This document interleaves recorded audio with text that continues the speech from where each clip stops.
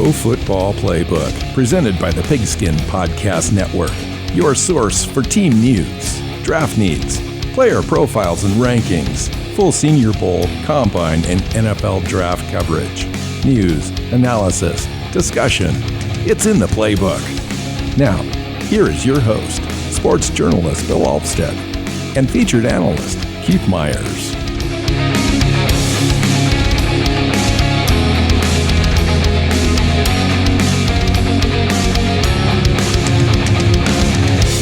Hey, Pro Football Playbook Podcast listeners. I'm your host, Bill Alvstad, sitting down with Keith Myers. We are continuing our series on looking at rosters across the league, roster evaluation shows. Up this week, the Las Vegas Raiders and the Los Angeles Chargers, two talented rosters. One made the playoffs last year, the other didn't. Are those roles reversed this year? Welcome in, Keith. Yeah, this might be the most talented show that we do, because both of these teams believe that they are legit Super Bowl contenders at this point. The Raiders, the team we'll start with here, the Las Vegas Raiders. I'm almost guarantee I'm going to say Oakland at least once during the show. There, I helped you out. I put that up on the screen just so it's a reminder for you. The Las Vegas Raiders, yes. But yeah, they made the playoffs last year and then made a couple of incredible additions to a playoff roster. And yet you make the initial tease that you think they're the odd man out in the AFC West, of that since all four teams likely aren't going to make the playoffs, you think the Raiders are actually the team that's going to be most likely not to. Yeah, it's interesting. I mean, they and let's be honest, Keith, they squeaked into the playoffs on a highly dysfunctional team, mostly because of the coaching situation that they had, not because of what was going on the roster. I thought the roster was okay. It's a pretty decent roster. I thought they outperformed expectations, though. When John Gruden left, they had the interim head coach come in, and then they squeaked by the Chargers in the last game there to get into the playoffs, and then they were out. So this is a team that was on the periphery and just made it in to that 7th overall spot because the rosters, the playoff overall teams expanded to 7 teams last year. Now, yeah, but this year you're going to mention the John Gruden situation, and that's not the only piece of massive drama that happened off the field. Yeah, and they had the wide receiver situation. I think everybody knows about all that kind of stuff. It was highly disruptive, Keith. There's no question about it, for a number of different reasons. Made the playoffs, and I admire that. I mean, there was a lot to be. As an outside fan looking in, I was really impressed with what they did to bring this team together to make the playoffs and to push. Now, in the offseason, this is why we're here. This is why we're talking about the team, what they did, what they didn't do.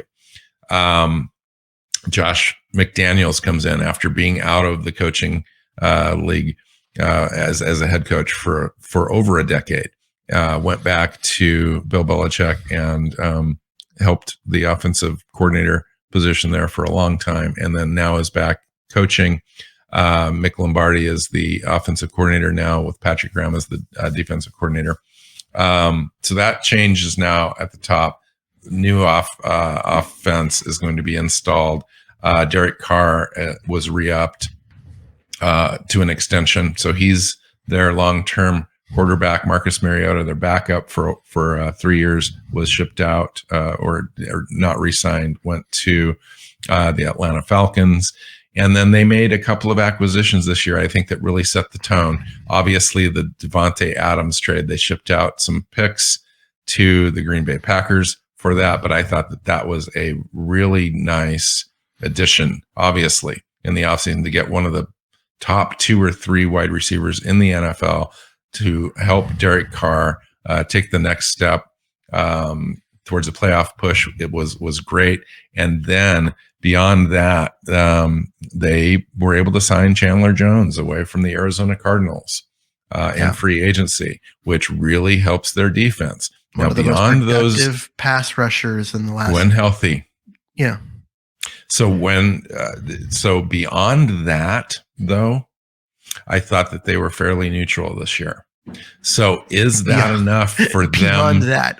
Yeah, well, those are two great things, but they're two players. This is a team game. What I'm saying is beyond that, did they have enough attrition? All pros. Did they have enough? Did they have attrition in other positions and then neutral as far as getting better? And is Josh McDaniels going to be able to come in and coach this team up and allow Derek Carr to be the best player that he can be at that spot? Well, versus the rest of the division. It's not this isn't Josh in a vacuum. McDaniels is going to be better than the mess they had last year. This isn't in a vacuum. This is the Las Vegas Raiders, not just the team, but how are they going to be positioned in that the best division in football? Easily the best division in football. I just want to argue that I think that this roster is significant. Like it's a good roster. Their offensive line is good. Their running back room is good. Their wide receivers wouldn't have been, but they added Devontae Adams, and so now everyone gets shifted down a slot. And so you guys, Hunter Renfrow is no longer thought of as the number one. He's now the number two, and that's a good move for this team.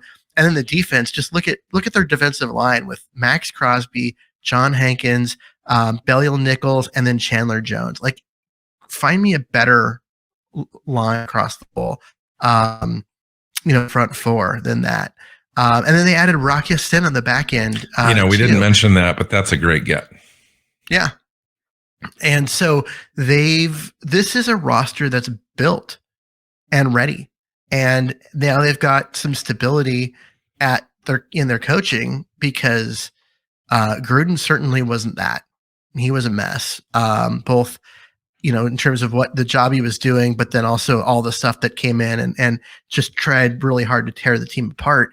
And credit, Carr for being one of the guys that kept this team together and allowed them to, despite all of the craziness going on, still manage to, keep it together, win some games. They lost some games last year that they shouldn't have lost, but it was right in the middle of all that drama. And then once the dust settled a little bit, they got it turned back around and started winning again. And had it not been for all of that crazy, they're probably, at least 2 more wins than they had last year. And they don't just eke into the playoffs. They go in easy. I just think that this roster is better than you're giving it credit for. I don't think that it is.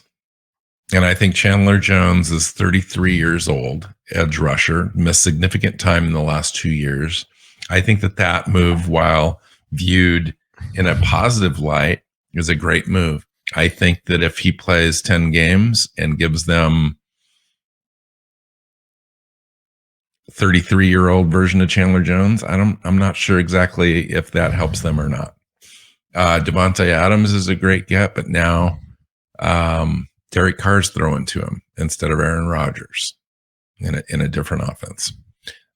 So it's possible that Devontae Adams' numbers go down a little bit. And in this division, when you're taking a look at the Kansas City Chiefs, and you're taking a look at the team we're going to talk about next, the Los Angeles Chargers, and now the Russell Wilson-led Denver Broncos and the talent that they've got on that roster, this is the 4th best team in this division, whether you like it or not. And it could be that this team is still a 9-10 win team this year, even with the additions. That's the way I see it, only because of the division they're in. Now you drop this team into another division, let's say the NFC West, or let's say the AFC South, or any other division. This team is probably the 2nd best team in any division, except for this. or the best team in that division. And like I said, I don't know, you just really undersold Derek Carr in that last statement. I'm just going to throw that out there. When has he outperformed what I just said? Almost every game in his career. Derek Carr has been a legit player. There's no question that he can throw for yards, Keith, but accuracy, completion percentage, touchdown to interception ratio, all of those things tell me that he's not a top 10 quarterback, but just outside of that. Okay. So in this division, that's not going to cut it, is what I'm saying. You got 3 quarterbacks that are head and heels better than Derek Carr. Derek Carr's not a bad quarterback. I'm not saying that. I'm just saying that he's on the outside looking in, and those other 3 quarterbacks are in a position, much better position, I think, to compete for the division title and in the AFC in general. Derek Carr is a underrated player. He is a better quarterback than you're giving him credit. He's never had the roster that some of those other players have had, and still doesn't. He has never had legit weapons to throw to. Correct, but everyone's going to be the best. There's nothing that's going to scare any team outside of Devontae Adams. So you know what? Devontae Adams get double teamed every single play. Okay, they were double teaming Hunter Renfrow every single play last year because they didn't have Devontae Adams. Now they have to account for Devontae Adams. Devontae Adams has been double teamed on every single play for the last 4 years, and he's still managed to put up stats. Now you put him in there as one of the 2 best receivers in the league, and it makes everyone else. Derek Carr has still got to get the ball into windows that only Aaron Rodgers as a quarterback in this league has been able to throw into. And now you're asking Derek Carr to make those throws. So we'll see. It's either you're going to be right or I'm going to be right. I'm just saying he has had a significantly weaker set of weapons around him than it's true.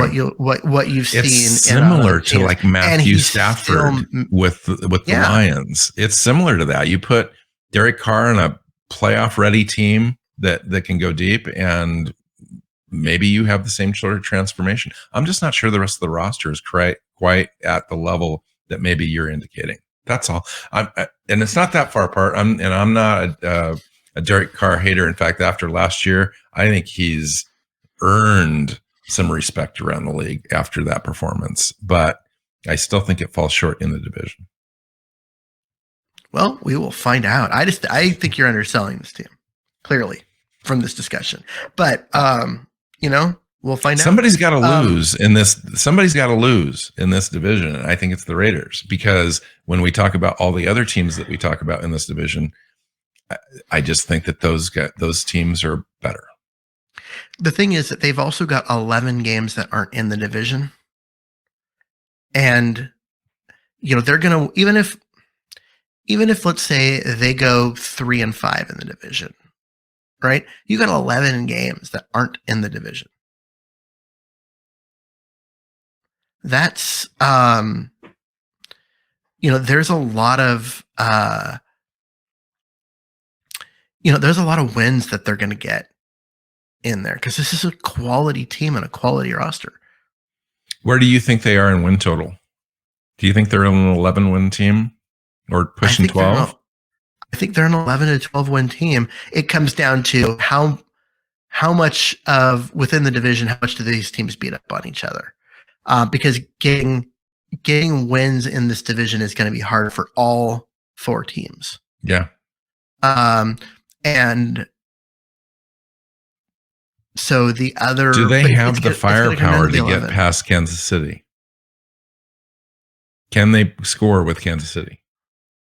Can they defend the Chargers? Is Kansas City going to be an explosive offense without Tyreek Hill? Can Chandler Jones get to Russell Wilson the way that he got to him when he was with the Arizona Cardinals at 33 years old? Yes, because he's got Max Crosby rushing on the other side. And you've got Nichols coming up the middle. Yeah. And Jonathan Hankins stuff in the run. And there's, Vernon Butler, who's going to come in on passing downs to provide additional push up the middle. It's interesting. It's an interesting offense and a defense. It's an interesting roster. It is. I'm not sold. And I'm not sold on McDaniels either. Well, that part I'll give you because, his past says not to be as far as when he was a head coach. But there's a reason why he has been on the top of every team's list for the last 5 years. And then he finally decided to leave New England because he finally found a situation that he was happy enough with. Because he's been the guy. And so he's either going to wait out, Belichick and take over there, or he needed the exact right situation where he knew he could come in and win. And he picked this team out of all the different teams he could have signed with. And I think that's a wise choice. I really do. I think it's an up and coming roster, an ascending situation with Derek Carr locked in now. It's a good situation for a coach like that. Before we leave the Raiders, what did you think of their draft after giving up draft capital for Devontae Adams? Yeah, for them, that's a hard. They've gave up everything. They didn't get they didn't have their first pick until the 90th pick in the draft. Dylan Parham as a guard is probably the least sexy thing that they could have gotten with their first pick. But it was a smart, solid pick in that in this situation, you don't go for sexy, you go for upside and talent. And they went with someone who is going to win in the trenches. And I thought that was a good pick. Neil Farrell Jr. With their 4th round pick. Again, I like that pick actually. Win in the trenches. Zamir White in their running back is a guy that has a lot of tread left on those tires because I agree. Didn't get the usage at Georgia because they were so deep at the running back position, but has all the talent.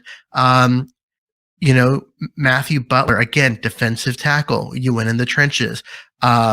Mumford Jr., offensive tackle, who went in the trenches. And then finally their last pick, Burton Brown, another running back. They went every single pick with your offense, defensive line, or running back because you win in the NFL being able to maintain in the trenches. Look at their running back room. Now, you want to talk about a team. Now, I'm not sure exactly what Josh McDaniels is going to want to do, but they've clearly got a room here where they can run the football effectively.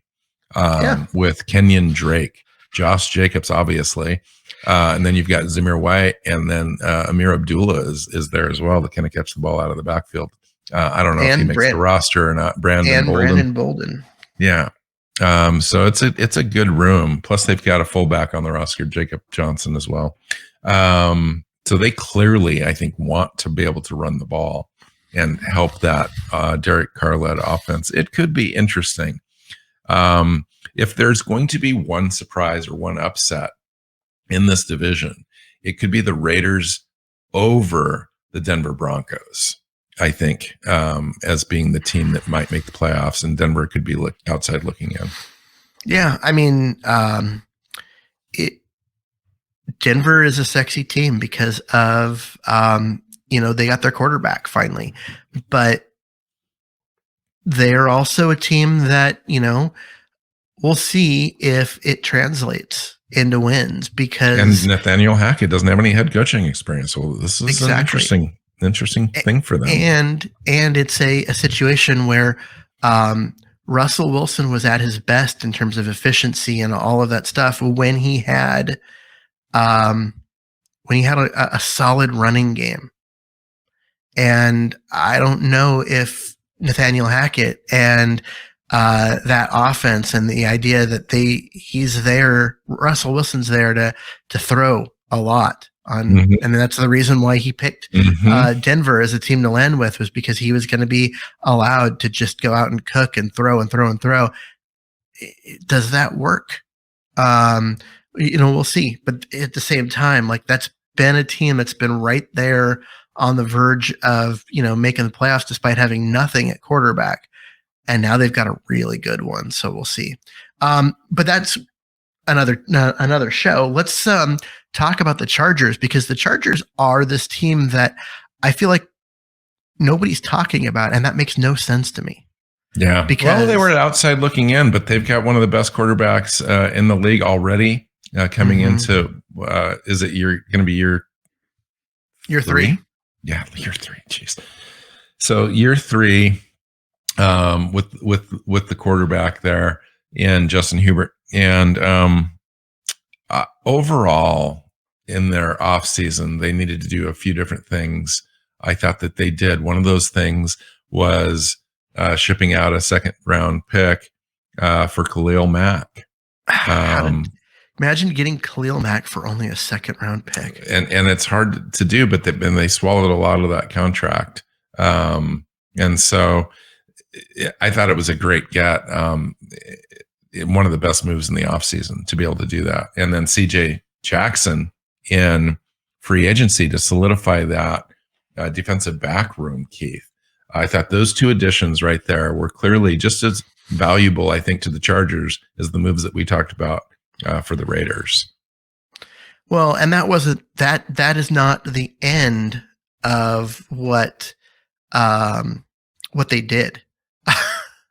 Because you just go through and you look at getting Kyle Vanoy at linebacker, who's a rush linebacker, and we'll be able to do stuff there, and Austin Johnson on the defensive line, and they just went defense, and then they went defense again, and then they went defense again, and Sebastian Joseph Day on the defensive line, and they just kept going back to the free agency pool and adding defensive players, because that offense was explosive and just consistently great last season. But the defense let him down over and over and over again. And so they add, Khalil Mack and Vanoy and Joseph Day and Johnson and Covington and Fox, all on the defensive, front seven. And then JC Jackson on the back end, which is probably one of the top 3 corners in the league. Yeah. I mean, they spent a bunch of money to upgrade a defense, and then went into the draft not needing to dump their entire draft at their defense, because they just let the draft come to them. Yeah. And getting Zion Johnson at offensive guard / center, that was a great pick. I mean, that was a fantastic pick. I agree. Not sexy, but again, you win in the trenches. I think he immediately comes in and plays right guard. Yeah. Absolutely. And it's an upgrade there. And then, Isaiah Spiller in the 4th round. 123. In the 4th round. And this is a guy that I think could have gone in the 50s, when at 123, tremendous value, and really fell into their laps. Yeah, I mean, he was a guy that was thought of in the 40s and 50s until he ran a little slow at the combine. Yeah, he did. And then just fell. I mean, he fell a long way. But for most of the year, during the actual season, he was thought of as the best running back in the class. He could be the next, if he stays healthy, he could be like a Chris Carson. Chris Carson came into the league as a 7th round draft pick for the Seattle Seahawks, ended up running like a 4.6 range in the 40 before he came into the league. Then he had some injuries and so forth. Isaiah Spiller's that ran the 4.6-ish range, but he's that same type of running back. Guy isn't going to be explosive or a home run hitter from any spot in the field, but he's going to run between the tackles for you with attitude, pick up chunk yards because he makes guys miss, and yards after contact, and runs people over. He's that kind of a guy. And 1 or 2 years in the league, he's going to develop that. He's also a fairly well-developed pass blocker. for a guy coming into the league, which is usually not something that you see at all, and a guy who receives the ball well out of the backfield. He's kind of that. He's not a home run hitter, but they've already got Austin Eckler there. Yeah, they don't need a home run hitter. They needed steady between the tackles. It was perfect. Perfect. Yeah. I mean, it's a great pickup. Yeah, I agree. So they were only one or two players away, I thought, from making the playoffs and then having some sustained success. I thought they maybe could have done a little bit more for weapons to help to help out Justin Hubert, but nonetheless, they invested in their offensive line. They got the running back that can run between the tackles to help them sustain drives, convert third downs, run the offense a little bit more efficiency than they have been. Brandon Staley's the coach. You got Joe Lombardi as the offensive coordinator there. This team's on the rise, ascending with Khalil Mack, the J.C. Jackson pickup, and the others that you mentioned. We just talked about the Las Vegas Raiders being ascending and getting into the playoffs. And I was, you accused me of diminishing their roster and Derek Carr. Now we've just talked about a team that I think has definitely surpassed the Las Vegas Raiders as far as talent overall on the roster, and looks to be challenging to me the Kansas City Chiefs for supremacy in this division, with Denver being the third best team in the division, and Las Vegas is coming up just short. That's the way I see it, Keith. Yeah, this defense, they've added a lot to it, but it was so bad. It wasn't horrible. It was horrible. It was one of the worst run defenses. Yeah, but they got Jerry Tillery defends the run really well. You added Joseph Day. You have Joey Bosa there. If he can stay healthy. Their running back room, their linebacker room, I thought was kind of maybe their weak link, and they added Khalil Mack. I mean, they added what they needed to add to transform this defense, I think, into something that's going to be. Maybe they're not top 10 defending the run, but they're going to be in the conversation for at least top 15. This is a top 15 defense on paper, and they just need to put it together. But they were the 32nd ranked defense last year for a reason. Yeah, and I think they substantially improved. They have substantially improved. I think you go from being like the worst defense in the league to being middle of the pack. Is that good enough? Well, when you've got when your offense is as dynamic and great as they were last year, and they're going to be again this year, I think that it is good enough. But we'll see. There is a lot. There was a lot of improvement that had to happen with this defense for them to truly be a contender. And you're right. And you don't have to even just look at the competition in the AFC West. The entire AFC is going to be throwing offenses at them all the time. Good teams. There are more teams that are playoff worthy in the AFC than there are spots. Oh, and absolutely. So the Chargers are at risk. There's like 11 or 12 teams. The Denver Broncos are at risk for even making it out of their own division. Yeah. So it's going to be fantastic to watch this division. It's just one of those deals where there's not a lot of weak links in this division, and it's going to be fun to watch. And what you're gonna notice is there's going to be teams like Indy and Tennessee. Whichever team doesn't win that division, whoever's in second still has a significantly easier road to the playoffs than the Chargers and Raiders, because the Chargers and Raiders have to play each other, whereas the second place team in the South gets to play Jacksonville. Yeah. Right. And Houston. And so the weakest division now in the AFC is probably the AFC East. And even that has got three teams that could be playoff worthy if Miami steps forward. New England was right there. They've got an ascending kind of team. Buffalo's obviously there. In the AFC North, everyone wants to poo-poo Baltimore Ravens, but they did some stuff this offseason to kind of help. Jackson's back, healthy. Cincinnati was in the Super Bowl. They were in the Super Bowl, and then Cleveland Browns got Watson if he plays. Pittsburgh's probably got a few years to go. Then Indianapolis and Tennessee are going to be there in the conversation, and then the whole entire AFC West. So you've got 10 plus teams that should be in the playoffs, probably would be in the playoffs if they were in the NFC. So it'd be fantastic to watch. It's going to be fun. That's what I was just saying. Like if you're one of those two teams in the South, you've got a much easier path to those wins than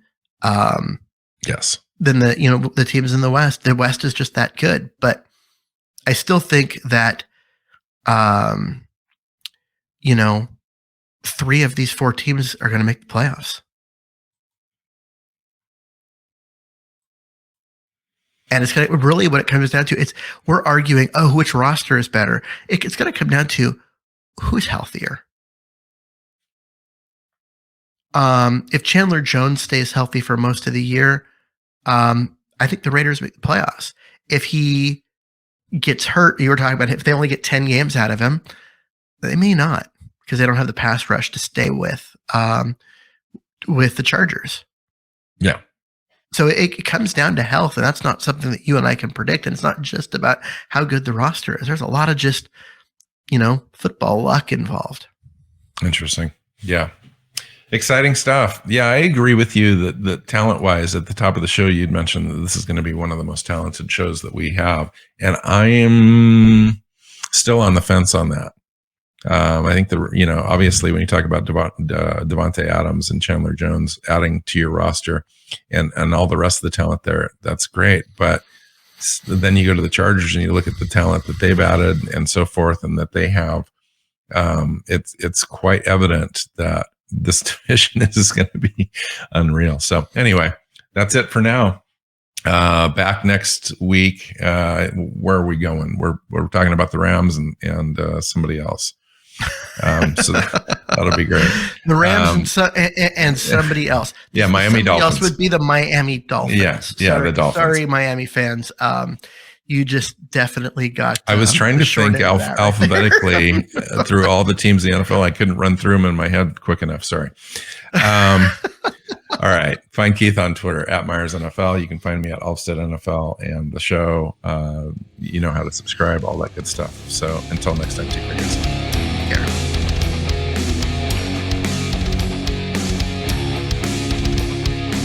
Thanks for listening to the Pro Football Playbook Podcast. Follow Keith at Myers NFL. Bill is at Alvstad NFL. The show is at PF_Playbook. Listen and subscribe on your favorite podcast app or YouTube, and at our website, profootballplaybook.co.